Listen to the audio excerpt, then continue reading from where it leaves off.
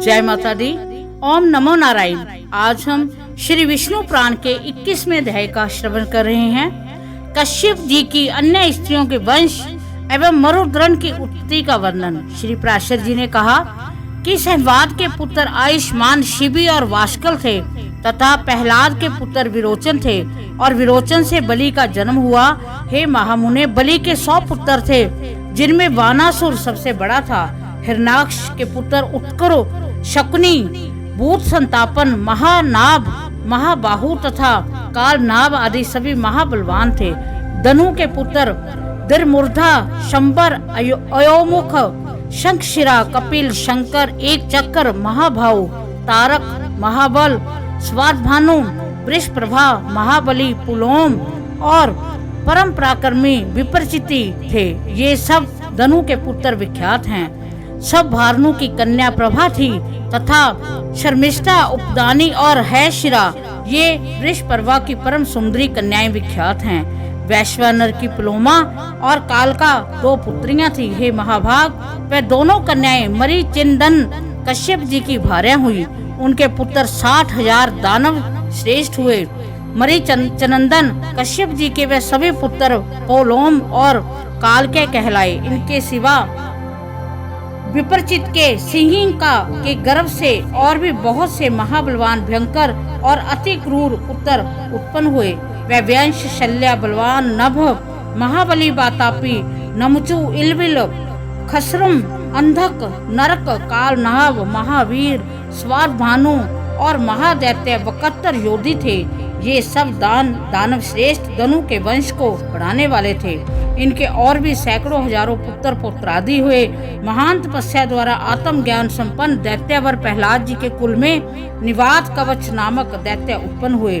कश्यप जी की स्त्री ताम्रा की शुकी, शयनी, भासी, सुग्रीवी, शुचि और गृध्रका, ये 6 अति प्रभावशाली कन्याएं कही जाती हैं। शुक्री से शुक, उलूक से उलूकों के प्रतिपाक्षी काक आदि उत्पन्न हुए तथा शयनी से शयन, भासी से भास और गिद्धदा के गिद्धों को जन्म हुआ। शुचि से जल के प्रशिक्षण और सुग्रीवी से अशव, उष्ट और गंधर्वों की उत्पत्ति हुई। इस प्रकार यह ताम्र का वंश कहा जाता है। विनीता के गरुड़ और अरुण, ये 2 पुत्र विख्यात हैं। इनमें पक्षियों से श्रेष्ठ सुपर्ण अति भयंकर और सर्पों को खाने वाले हैं। हे ब्राह्मण, सुरसा से सहस्रों सर्प उत्पन्न हुए जो बड़े ही प्रभावशाली, आकाश में विचरने वाले, अनेक शिरों वाले और बड़े विशाल काय थे।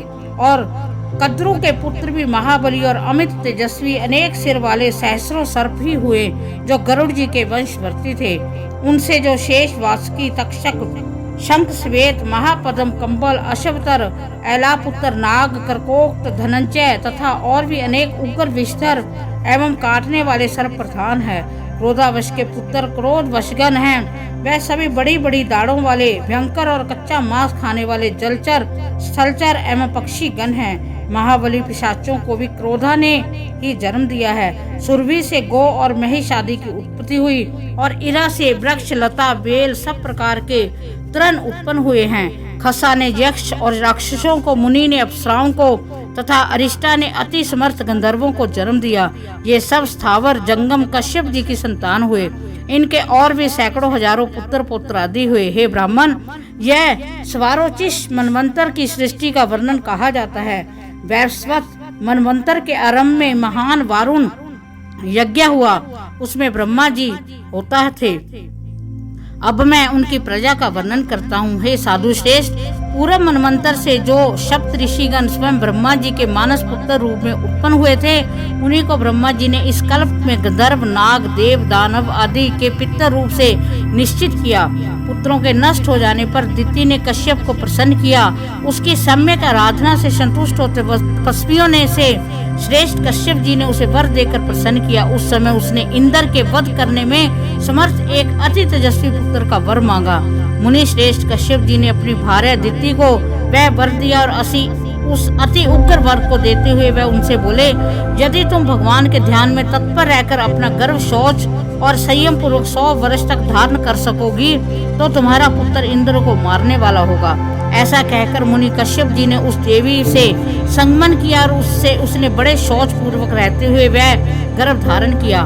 उस गर्भ को अपने वध का कारण जान देवराज इंद्र भी विनय पूर्वक उसकी सेवा करने के लिए आ गए। उसके शौच आदि से कभी कोई अंतर न पड़े, यह देखने की इच्छा से इंद्र वहां हर समय उपस्थित रहते थे। अंत में 100 वर्ष में कुछ ही कमी रहने पर उन्होंने एक अंतर देख ही लिया। एक दिन दीति बिना चरण शुद्धि किए ही अपनी शैया पर लेट गई। उस समय निद्रा ने उसे घेर लिया। तब इंद्र हाथ से वज्र लेकर उसकी कुक्षी में घुस गए और उस महागर्भ के 7 टुकड़े कर डाले। इस प्रकार वज्र से पीड़ित होने से वह गर्भ जोर जोर से रोने लगा। इंद्र ने उसमें पुण्य पुण्य कहा कि मत रो, किंतु जब वह गर्भ 7 भागों में विभक्त हो गया तो इंद्र ने अत्यंत कुपित हो अपने शत्रु विनाशक वज्र से एक एक के 7 टुकड़े और कर दिए। वह ही अति वेगवान मरुत नामक देवता हुए। भगवान इंद्र ने जो उनसे कहा था कि माँ रोधी, इसलिए वह मरुत कहलाए। ये 49 मरुद्रन इंद्र के सहायक देवता हुए। इस प्रकार श्री विष्णु पुराण के पहले अंश का 21वें अध्याय का समापन होता है। भगवान विष्णु हम सब पर अपनी कृपा दृष्टि बनाए रखें। ओम नमो नारायण।